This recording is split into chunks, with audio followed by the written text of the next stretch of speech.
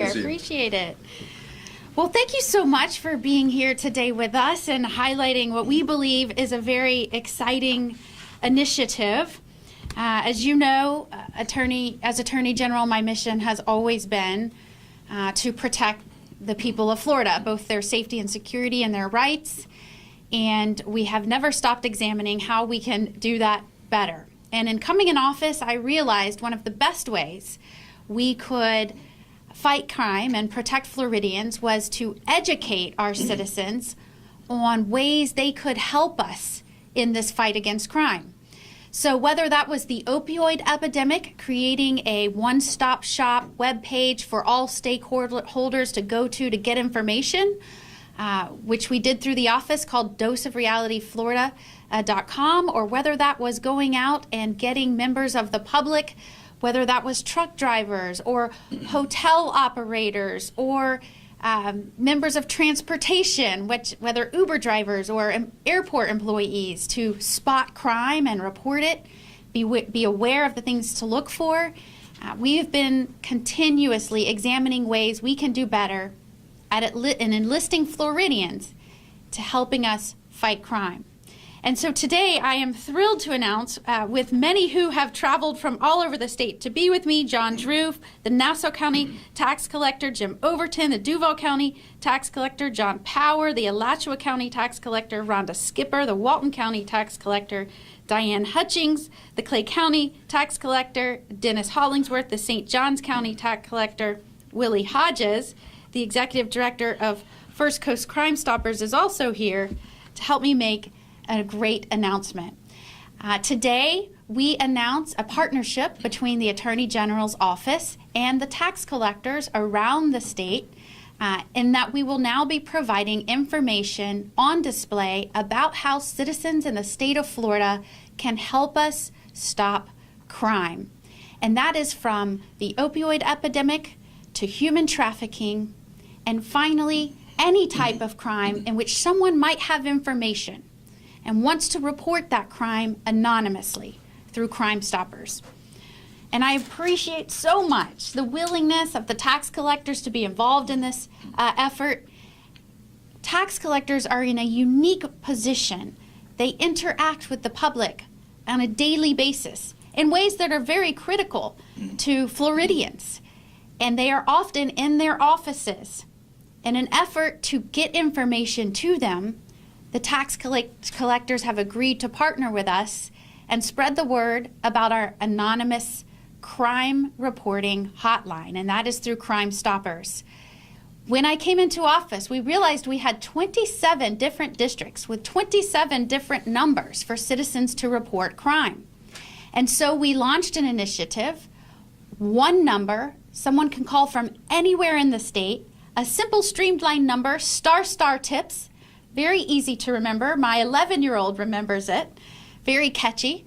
And now if you're anywhere in the state, you can report crime anonymously to law enforcement through Crime Stoppers. As you know, we've seen great crime trends in Florida. In many areas of the state, we have seen decreasing crime trends. But like I know, right here in Duval, we've seen increasing homicide rates in certain areas. People in communities want to provide a safe atmosphere for their children to grow up, for their families to live in a peaceful, civil way. And when crime upends that peace, that security, they want to take part in that. And so we want to have a mechanism for them to help protect their communities, especially right here in Duval. And so we have not only streamlined the number, ** tips, in order to address the increasing homicides in some areas of the state, we have nearly doubled the amount of reward money that will go to those that provide anonymous information that help us solve homicide-related offenses. But we need the community's help. The only way they will be able to do this and know that they can anonymously report crime and at the same time be eligible for reward money is if they have that information, if they know the number, ** tips. And so while I'm so proud of my office for coming up with this new line and for partnering with Crime Stoppers to develop this first in the nation streamlined crime reporting number, It will not help unless the citizens of Florida know about it. It will not make a difference to crime in Florida or into certain communities unless those community members know about it. And that's where the amazing tax collectors come in. And so I'm so grateful for their friendship and their support and their willingness to help let their citizens know how they can take part in building safer, stronger communities, which will allow us to build a safer, stronger Florida. So thank you so much for being here to help us not only highlight this important partnership and initiative between the Attorney General's office and the tax collectors, but for helping us get the word out to this community, to communities all across Florida. If your community is experiencing crime, if you know someone who has been victimized or is in danger, you can anonymously report crime in Florida by calling **tips. And should that information lead to a successful conclusion of a case, you'd be eligible for reward money, now almost double, especially in homicide-related offenses. So thank you so much for your attention to this matter. And I will now turn it over to our next speaker, who I believe is John Drew. Is that right? I'm always happy. Y'all know the order, so I'll let you jump in. Okay. Thank you very much. Thank you very much. So, my name is Wiley Hodges. I'm the Executive Director of First Coast Crime Stoppers, and I cover 6 counties in the state of Florida. First of all, I would like to give thanks to our Attorney General for how active she is, I guess, in putting issues out about crime and in prosecuting crime. We need that dearly. She spoke about a few things that I was going to speak on myself, but you can't get enough of reiterating the phone numbers to call, what we do, how we do it, and why it works, and why we need the citizens to help us. You know, this Florida hotline is going to be a great asset for the state of Florida, for the phone calls that we get. Right now, as she stated, we have every one of our different programs has a different phone number, and it's a 10-digit number, 11 if you add the 1. And so it's hard to remember those. And people that are traveling through Florida, they don't know where they're at. I don't mean they're lost, but I mean they don't know where they're at as far as Crime Stoppers programs to call. And this will simplify that tremendously. *tips. That's pretty simple. And from there, all they have to do is they give the information to the people that answer the phone. They don't have to do anything else. Just give the information. We don't want your name. We don't want anything else about you personally.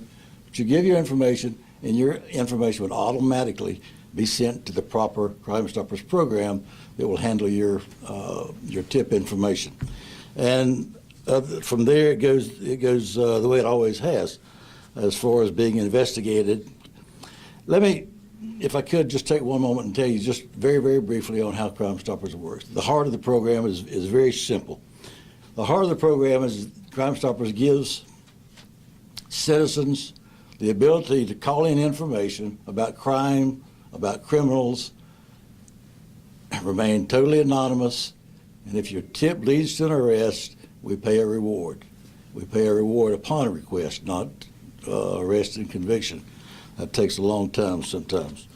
But, you know, the program works. I can tell you that in our program here, since I left the sheriff's office and been with Crime Stoppers 14 years, I can tell you that in Duval County, the Crime Stoppers tips, we have solved 123 murders. That's a lot of murders. That's a good number, but it's sad that we've got that many murders that we've solved with our tips. So anyhow, you know, the big thing is a lot of people are very reluctant to call Crime Stoppers for a number of reasons. A lot of them still aren't comfortable with the program, this is all part of trying to make them comfortable. A lot of people don't want to, they're afraid they'll have to take off and go to court. They're afraid of repercussion. And unfortunately, in today's time and atmosphere, we have people that just don't like the police, they're not going to call them. However, Crime Stoppers takes that reasoning out. You know, you don't have to be known. You can remain anonymous. You call us. If you want to call the police, call them. If you don't, call us. So if you have information and you don't call us, shame on you. It's your fault. And we need everyone to help us in solving crime in our communities. Listen, the crime is everyone's problem. Police are not omnipresent. However, when you have and use the entire community as eyes and ears of that city, that state, and that community, you do have omnipresence. We need you to call in. We need you to use this. The assets that we have just gotten with this new phone number is tremendous. It makes it even more simple than it has been in the past. We ask you to please help us solve crime, not just for us standing here today, but for you and your family and your children. And again, I'd like to thank our Attorney General for being here. I appreciate the invite, and you're doing a great job, and I appreciate you. Thank you. Thank you. All right, John Power. See you. Sorry I messed the order up. You did not. Good afternoon. I'm John Power. I'm our current president of the Tax Collectors Association, and it's truly an honor to be here today. The Florida Tax Collector Association is comprised of tax collectors throughout Florida, from the Panhandle to South Florida, from here in Jacksonville over to Tampa. Florida tax collectors serve literally millions of citizens each and every year. We could not be prouder than we are now to partner with Attorney General Moody in her effort to protect these same citizens. At this time, I'd like to yield the rest of my time over to one of our esteemed members, one of our previous presidents, the Honorable John Drew, your Nassau County Tax Collector. Thank you, John. No, you didn't. I was happy that you tried to introduce me, but now the people at home and watching this will be happy that John's batting cleanup. This will be your last one. But thank you so much, General Moody, for hosting this today, for the Honorable Overton for hosting us here in Jacksonville. It's always a pleasure to be here with you. And the concept is an idea that General Moody and I conceived a little while back, and I knew that there was no better office for the tax collectors to partner with than that of the Attorney General. Tens of thousands of Floridians interact with our offices every single day. And while they're waiting, these clips, the films, the slides, they're going to empower law-abiding citizens to report and help stop a wide variety of crimes, ranging from human trafficking, defrauding the elderly, and as we've already said, putting information about the opioid epidemic.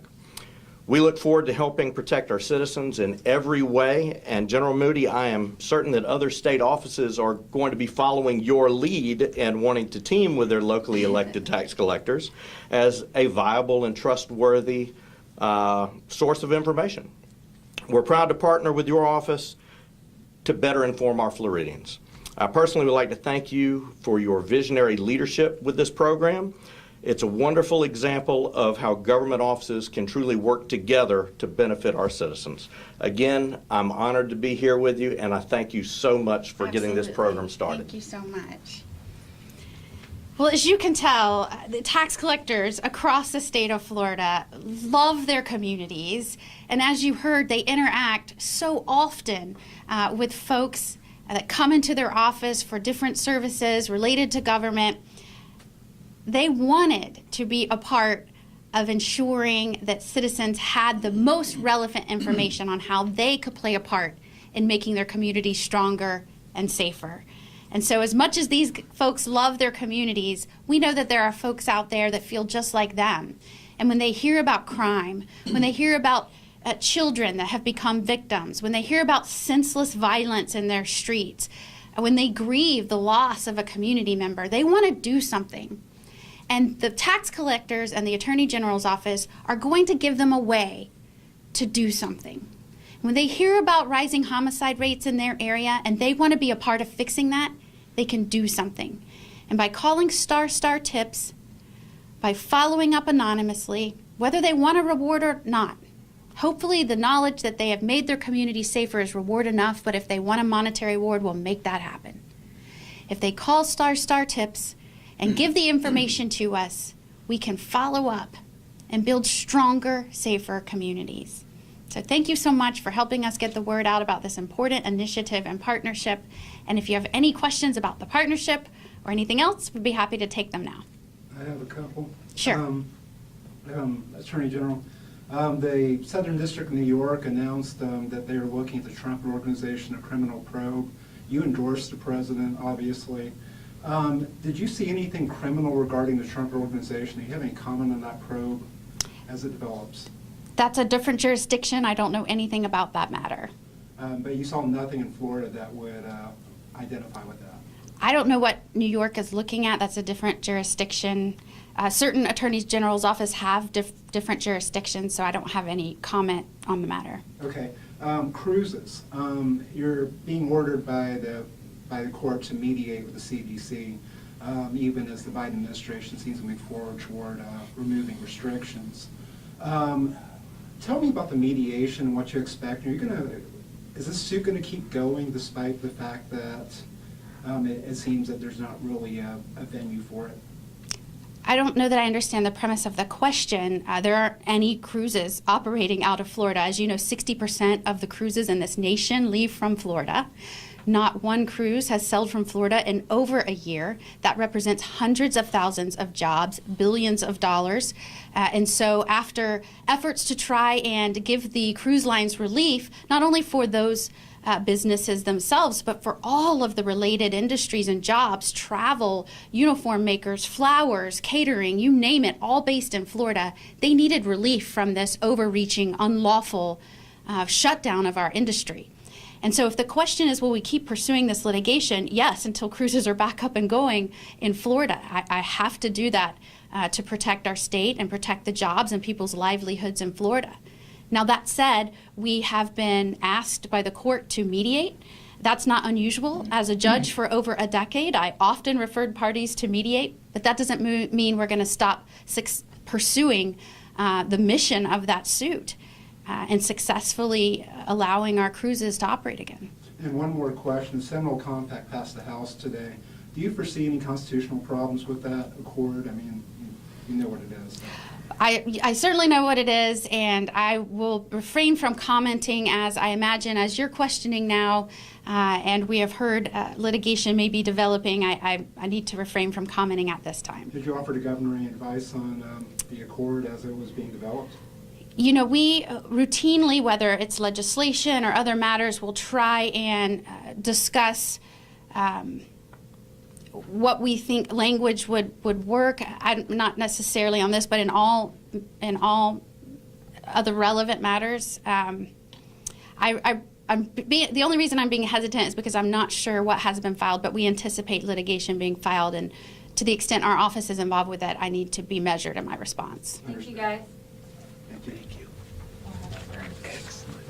And we'll meet. Thank you. Thank you. Appreciate you guys being here. Thank you so much, AG. Good to see you. Thanks, Ashley. Good seeing you. Thank you. Good seeing you. Good question. You got out tonight. You didn't have to do a 5-minute spiel.